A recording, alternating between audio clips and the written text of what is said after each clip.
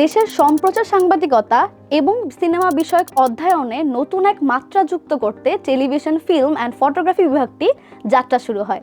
2012 সালে ঢাকা বিশ্ববিদ্যালয় বিভাগটি প্রথম চালু হয়। একসময় টেলিভিশন সাংবাদিকতায় দক্ষ জনবল এবং সিনেমা নিয়ে তেমন পড়াশোনার সুযোগ ছিল না। সেই সীমাবদ্ধতা মোকাবেলার জন্যই বিভাগটির কার্যক্রম চালু হয়। শুরুতেই শিক্ষার্থীদের ভাষাগত দক্ষতায় উন্নতি করা হয়, অডিও ভিজুয়ালের গ্রামার শেখানো হয়, মিডিয়া ও ফিল্ম স্টাডিজের বিভিন্ন theory, script writing, animation, video editing, acting for film makers, cinematography, sound design, set design, television সাংবাদিকতা ও ফটোগ্রাফি শেখানো হয় এই বিভাগে।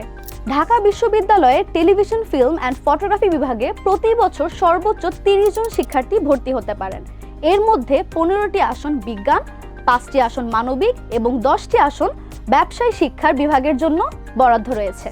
এই বিভাগে ভর্তির ক্ষেত্রে ভর্তি পরীক্ষায় ইংরেজিতে 12 নাম্বার পেতে হবে।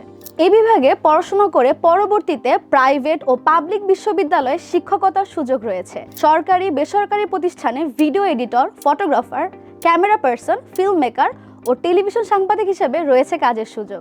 তাছাড়াও অনুষ্ঠান প্রযোজক হিসেবেও ক্যারিয়ার শুরু করতে পারবেন।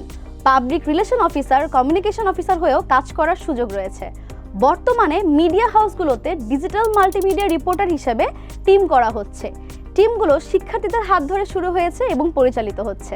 সাধারণত মানবিক থেকে 1200, বিজ্ঞান থেকে 700 এবং ব্যবসা শিক্ষা বিভাগ থেকে 350-এর মধ্যে মেরিট পজিশনধারী শিক্ষার্থীরা এই বিভাগে পড়ার সুযোগ পায়।